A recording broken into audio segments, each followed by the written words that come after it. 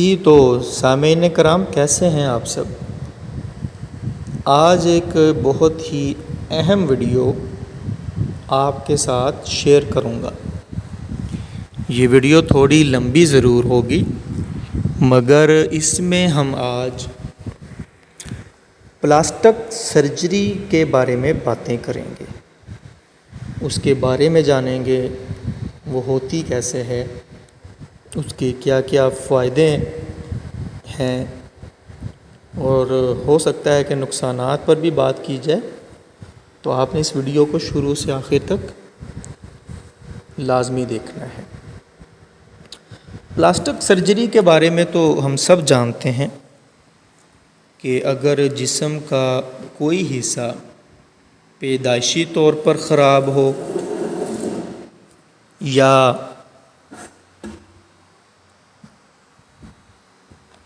کسی وجہ سے جل جائے یا کسی چوٹ کے نتیجے میں شدید مجروح ہو جائے تو پلاسٹک سرجری کے ذریعے اسے ٹھیک کرنا اب ممکن ہے۔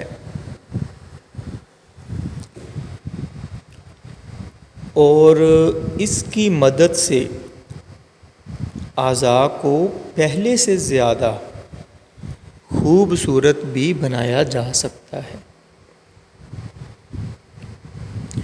اگر آپ کا کوئی اعضاء ایسا ہے جو پیدائشی طور پر ٹیڑھا ہو یا اس میں کوئی خم ہو یا وہ ٹھیک سے بنا نہ ہو تو پلاسٹک سرجری کی مدد سے اس کو نہ صرف ٹھیک بلکہ اپنی مرضی سے جیسے آپ چاہیں ویسے اس کو بنوا سکتے ہیں۔ تو اس کا یہ ایک بہت بڑا بینیفٹ ہے۔ اس کے علاوہ خدا نخواستہ جھلسنے سے یا ایکسیڈنٹ ہونے سے اگر اعضاء ضائع ہوتے ہیں تو پلاسٹک سرجری سے ان کو دوبارہ بھی بنایا جا سکتا ہے۔ یہاں اس کے بارے میں مفید اور اہم معلومات دی جا رہی ہیں۔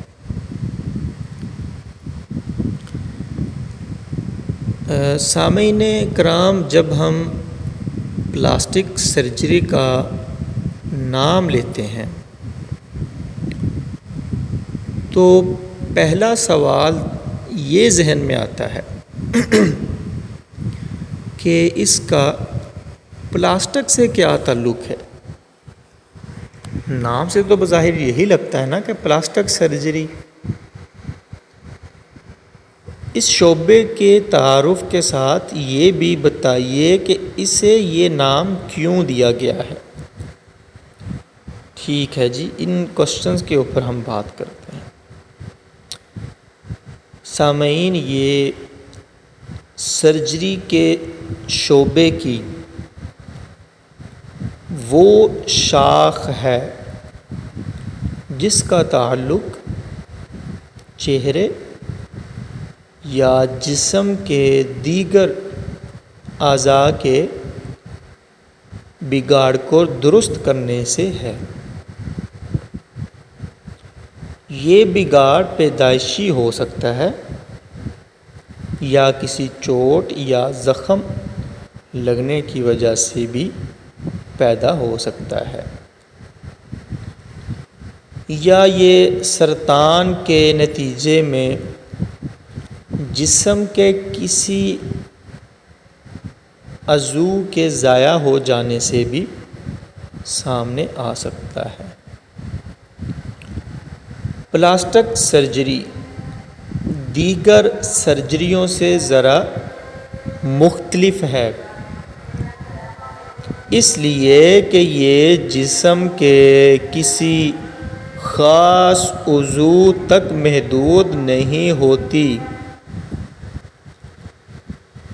ہم اس کو لمیٹڈ نہیں کہہ سکتے بلکہ پورے جسم یا اس کے زیادہ سے زیادہ حصوں کا احاطہ کرتی ہے۔ جہاں تک اس کے نام کا تعلق ہے تو پلاسٹک یونانی زبان کے لفظ پلاسٹیکوز اس سے ماخوذ ہے، جس کے معنی کسی چیز کو ڈھالنے یا شکل دینے کے ہیں۔ اس سرجری میں چونکہ اعضاء کو دوبارہ شکل یعنی ری شیپ دی جاتی ہے، اس لیے اسے پلاسٹک سرجری کہا جاتا ہے۔ پلاسٹک سرجری کی اقسام کیا ہیں اور ان میں فرق کیا ہے، اس کے اوپر ہم بات کرتے ہیں۔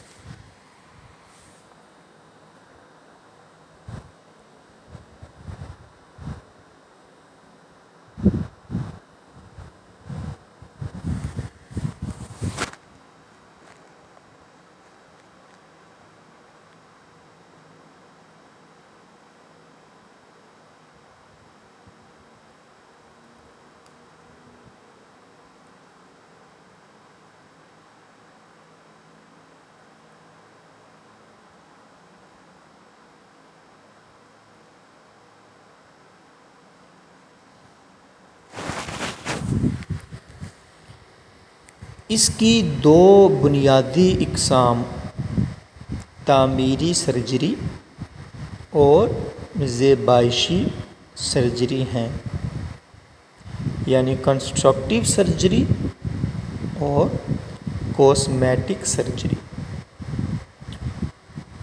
تعمیری سرجری، اس میں جسم کا جو حصہ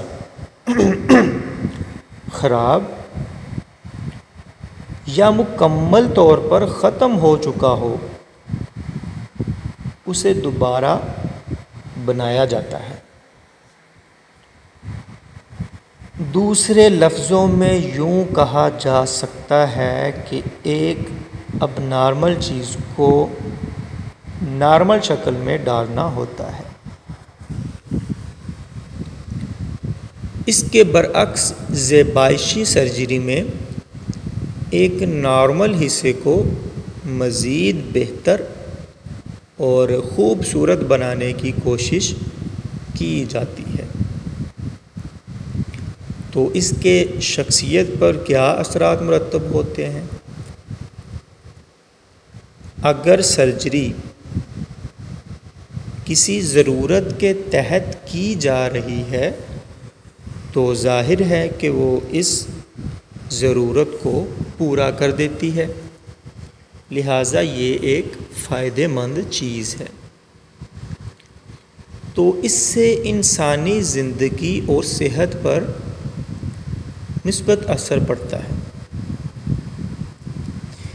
زیبائشی سرجری کا مریض کی عمومی صحت سے کوئی تعلق نہیں ہوتا، بلکہ وہ اپنے شوق سے جسم کے کسی حصے کو مزید خوبصورت بنوانا چاہتا ہے۔ ایسی سرجریوں میں بھی ہم مریض کی صحت کے حوالے سے کافی محتاط ہوتے ہیں تاکہ اسے خوبصورت بناتے ہوئے ہم اس کی صحت کو کوئی ضرر نہ پہنچائیں۔ صحیح مریض کا چناؤ کیا جائے اور مکمل احتیاطی تدابیر کے ساتھ پلاسٹک سرجری کی جائے تو اس کا کوئی نقصان نہیں۔ تو کیا سرجری کے بعد مریض ویسے ہی ہو جاتے ہیں جیسا انہوں نے سوچا تھا؟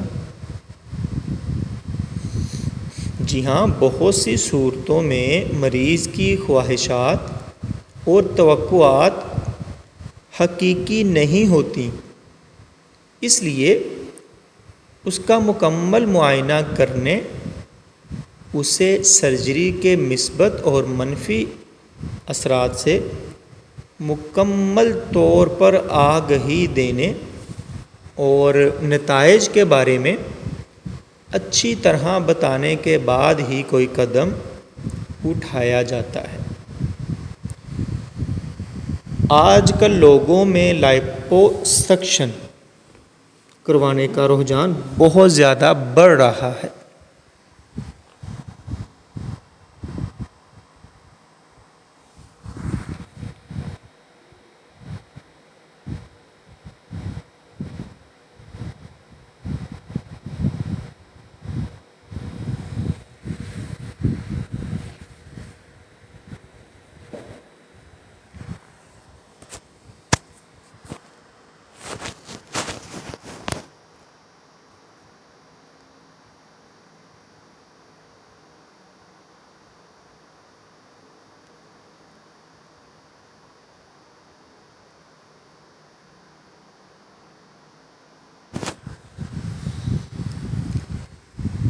اس لائپوسکشن کے اشتہارات میں چربی کی بہت زیادہ مقدار کو جسم سے نکلتے دکھایا جاتا ہے، جسے دیکھ کر مریض سمجھتا ہے کہ اس سرجری کے بعد وہ مکمل طور پر دبلا پتلا ہو جائے گا، حالانکہ ایسا ممکن نہیں ہوتا۔ اگر ایک خاص حد سے زیادہ چربی جسم سے نکل جائے تو مریض مختلف بیماریوں کی زد میں آ سکتا ہے۔ اس لیے زیبائشی سرجری میں ڈاکٹر اور مریض کا متفق ہونا ضروری ہے۔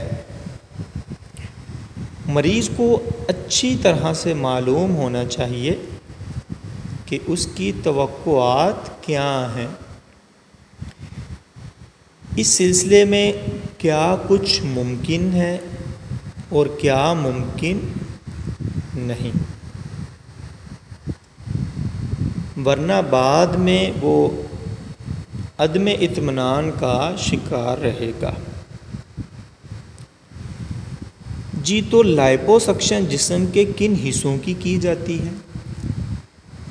لائپو کا مطلب ہے چربی اور سکشن کے معنی کھینچنے کے ہیں۔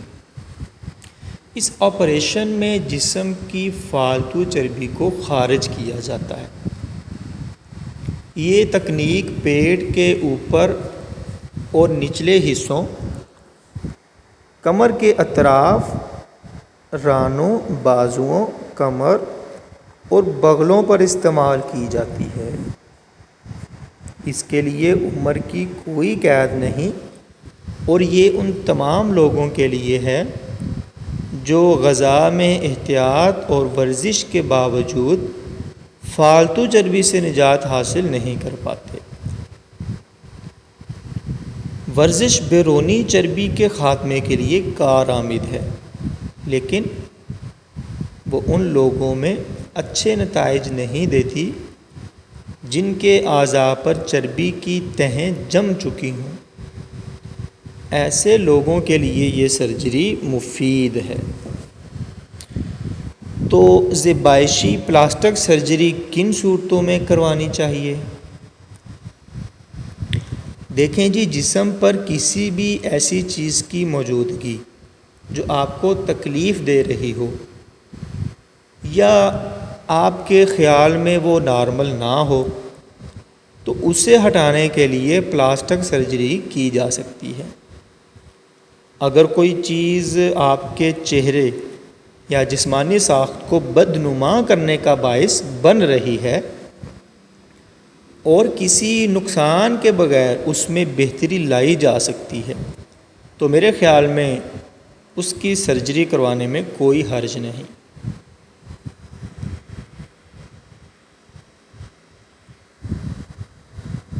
اگر جسم کا کوئی حصہ ختم یا خراب ہو چکا ہو تو اسے دوبارہ کیسے بنایا جا سکتا ہے؟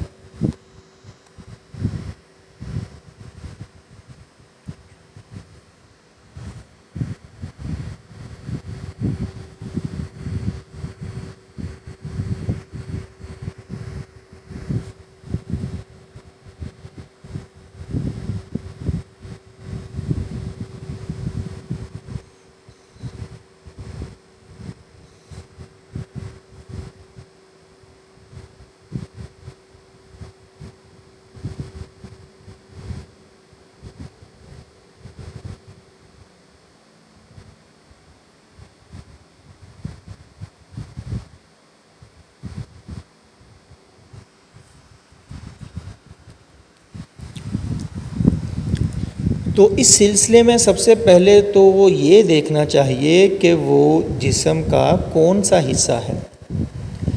جیسے مثال کے طور پر چھاتی کے سرطان کی صورت میں اس کو ہٹا دیا جاتا ہے اور اسے دوبارہ پلاسٹک سرجری سے بنایا بھی جا سکتا ہے۔ اس کے لیے جسم کے مختلف حصوں سے جلد اور چربی لے کر نئی چھاتی بنائی جاتی ہے، اور یہ کافی کارآمد اور کامیاب طریقہ ہے۔ تاہم کچھ صورتوں میں مصنوعی چھاتی بھی لگا دی جاتی ہے۔ اسی طرح منہ اور گردن سے سرطان کی رسولیاں نکالنے کے بعد جسم کے دوسرے حصوں سے مواد لے کر ان حصوں کو دوبارہ بنا دیا جاتا ہے۔ مثال کے طور پر اگر کسی شخص کا ایک جبڑا نہیں ہے تو ٹانگ سے ہڈی کا ایک ٹکڑا لے کر نیا جبڑا بنا دیا جاتا ہے۔ اسی طرح مصنوعی چھاتی لگائی جا سکتی ہے، جبکہ دیگر تمام اعضاء کو جسم کے ہی دیگر حصوں کی مدد سے دوبارہ بنایا جا سکتا ہے۔ اسے کہتے ہیں جی پلاسٹک سرجری۔ اچھا جی، کٹے ہونٹ اور تالو کی سرجری کیسے ہوتی ہے اور مریض کتنے دنوں میں ٹھیک ہو جاتا ہے؟ دیکھیے جی، کٹے ہوئے ہونٹ اور تالو کی سرجری کے لیے مریض کی بہترین عمر 6 ماہ اور 9 ماہ ہے۔ سرجری کے بعد کٹے ہونٹ کے کیس میں ہم 5ویں دن زخم کے ٹانکے کھول دیتے ہیں، اس لیے کہ زخم جلدی بڑھ جاتا ہے۔ اور تالو کی سرجری میں ہم بچے کو اسی شام پانی اور دودھ پلانا شروع کر دیتے ہیں، چونکہ اس کے ٹانکے جسم میں جذب ہونے والے نہیں ہوتے، لہذا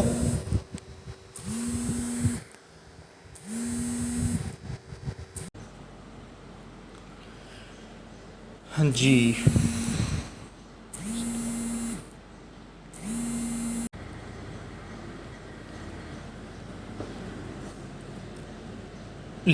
مقررہ وقت کے بعد انہیں نکال دیا جاتا ہے۔ والدین سے کہا جاتا ہے کہ 2 ہفتوں کے بعد اسے نیم ٹھوس غذا کھلائیں۔ سامعین، بڑی عمر کے بچے کے تالو کی مرمت کروانے میں کسی قسم کی پیچیدگیوں سے واسطہ پڑ سکتا ہے۔ سب سے زیادہ بڑا خدشہ تو زیادہ خون ضائع ہونے کا ہوتا ہے۔ اگر بچے کی سرجری 3 سال کی عمر میں یا اس کے بعد کروائی جائے تو اس بات کا امکان ہوتا ہے کہ وہ لفظوں کی ادائیگی صحیح طرح سے نہیں کر پائے گا۔ اس کی بار بار سرجری کی ضرورت پڑ سکتی ہے، لہذا بہترین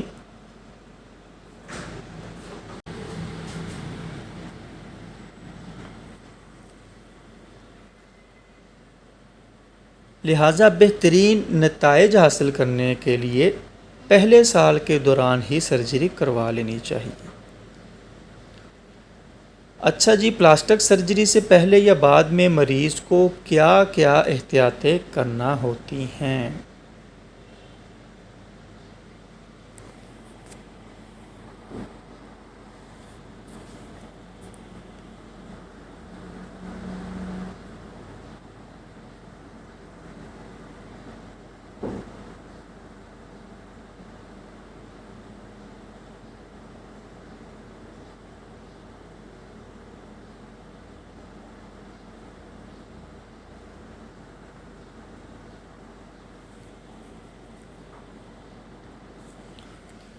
اگر مریض کو مکمل بے ہوش کر کے سرجری کی جانی ہو تو اسے کہا جاتا ہے کہ سرجری سے پہلے 6 سے 8 گھنٹے تک کچھ نہ کھائے اور نہ ہی پیے۔ اس کے علاوہ اور کوئی احتیاط نہیں ہے، البتہ کچھ احتیاطیں سرجری اور جسم کے حصے کو سامنے رکھ کر بتائی جاتی ہیں۔ جی تو سرجری پر کم سے کم یا زیادہ سے زیادہ کتنا وقت لگ سکتا ہے؟ معمولی کٹے ہوئے حصے کو بھر دینے اور چھوٹے زخم یا نشان کو ہموار کر دینے میں تقریباً 10 منٹ لگتے ہیں۔ زیادہ وقت ان سرجریوں میں لگتا ہے جن میں سرطان کی وجہ سے ضائع ہو جانے والے اعضاء کو نئے سرے سے بنانا ہو۔ خصوصاً سر اور گردن کے سرطان کی سرجری کافی طویل ہوتی ہے، جس میں 11 سے 12 گھنٹے بھی لگ سکتے ہیں۔ تو آج کل لوگوں میں مصنوعی بال لگوانے کا رجحان بھی کافی زیادہ ہے۔ یہ کتنا کارآمد ہے؟ اگرچہ اس کا عمومی طور سے صحت سے کوئی تعلق نہیں، لیکن اگر کسی شخص کے بال گر چکے ہوں اور وہ مالی استطاعت رکھتا ہو اور پھر کوئی اچھا سرجن بھی میسر آ جائے تو بال لگوانے میں کوئی حرج نہیں۔ اس سرجری میں مریض ہی کی گردن سے بال لے کر سر میں چھوٹے چھوٹے سوراخ کر کے ایک ایک بال اس میں لگا دیتے ہیں۔ شروع میں لگائے گئے تمام بال گر جاتے ہیں، لیکن ان کی جڑیں سر کے اندر رہ جاتی ہیں اور اس کے بعد اندازاً 2 یا 3 ماہ بعد وہ دوبارہ اگتے ہیں اور بالوں کی کمی پوری ہو جاتی ہے۔ تو تیزاب سے جلے چہرے کی بحالی میں پلاسٹک سرجری کا کیا کردار ہے؟ جب کسی فرد کے چہرے پر تیزاب گرتا ہے تو سب سے پہلے یہ دیکھا جاتا ہے کہ اس کی آنکھوں کو نقصان تو نہیں پہنچا۔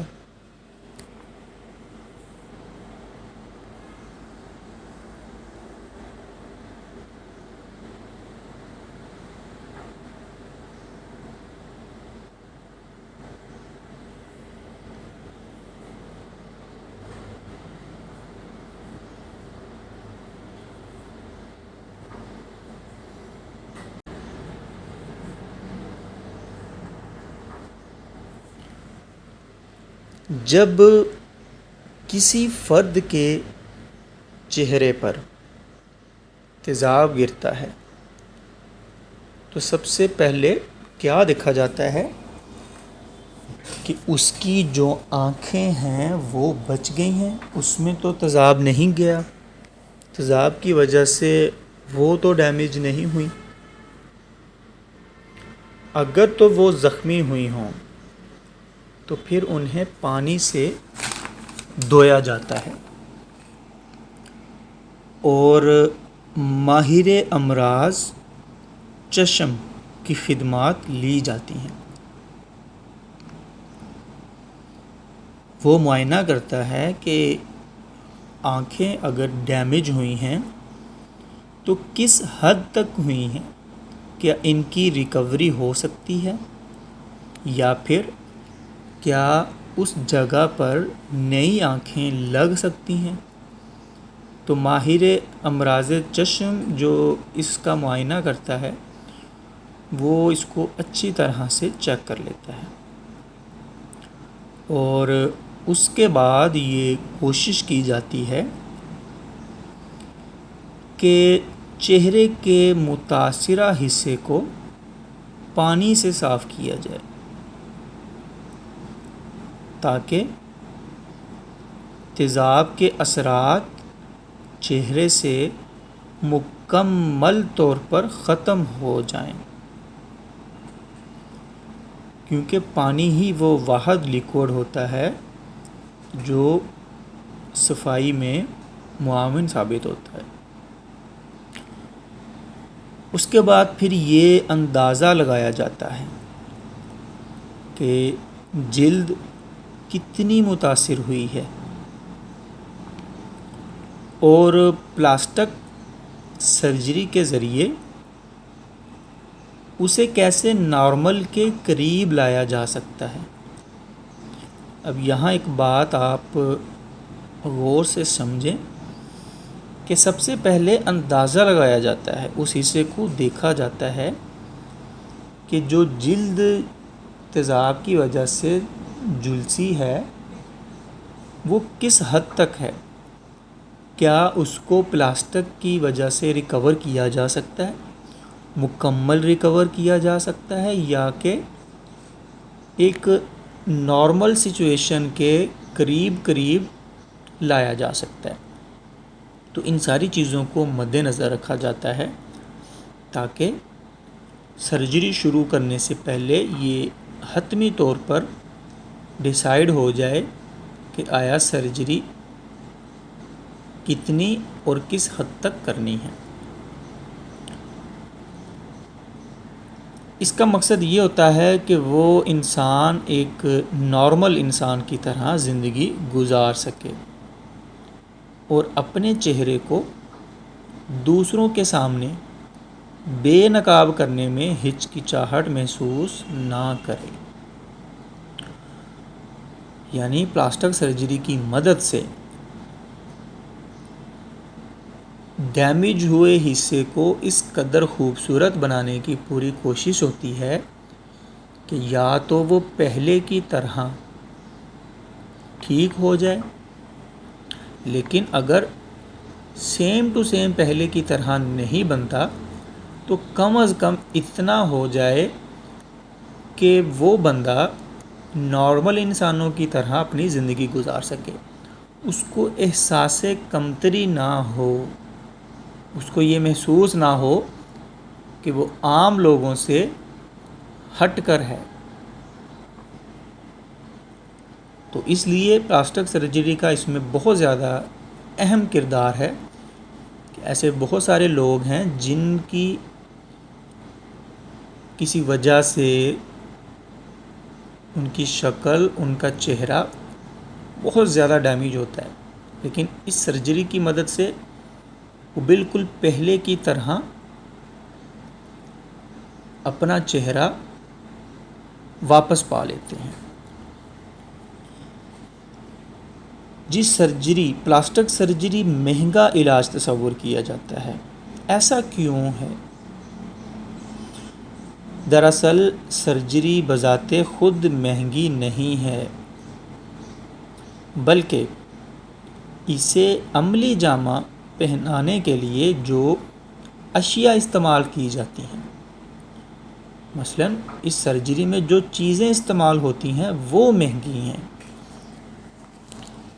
سرجری خود اتنی مہنگی نہیں ہے، بس ان چیزوں کا حصول اس کو مہنگا کرتا ہے۔ مثال کے طور پر جو ترقی یافتہ ملک ہیں ان میں فیس لفٹنگ کے لیے مختلف دھاگے متعارف کروائے گئے ہیں جو تھریڈ لفٹنگ یا تھریڈ لفٹس کے نام سے جانے جاتے ہیں، جن کی قیمت بہت زیادہ ہے۔ تو پلاسٹک سرجری ایک انتہائی زبردست طریقہ ہے جس کے ذریعے ہم کھوئے ہوئے اعضاء کو یا اب نارمل اعضاء کو نارمل شکل دے سکتے ہیں، اور یہ بظاہر مہنگی تو ہے، لیکن ایک ایسا انسان جو اپنی زندگی کو آسانی سے گزار سکے تو اس کے لیے یہ کوئی مہنگی نہیں، بجائے کہ وہ دوسروں سے خود کو چھپائے، کہیں آنے جانے میں دقت محسوس کرے، احساس کمتری کا شکار ہو، اور اسی طرح گٹ گٹ کے اپنی زندگی یا تو گزار رہا ہو یا پھر موت کے قریب ہو رہا ہو، تو اس کے لیے یہ پیسے کوئی معنی نہیں رکھتے۔ تو زندگی ایک بہت بڑی نعمت ہے، اس لیے ان چیزوں سے فائدہ اٹھانا چاہیے۔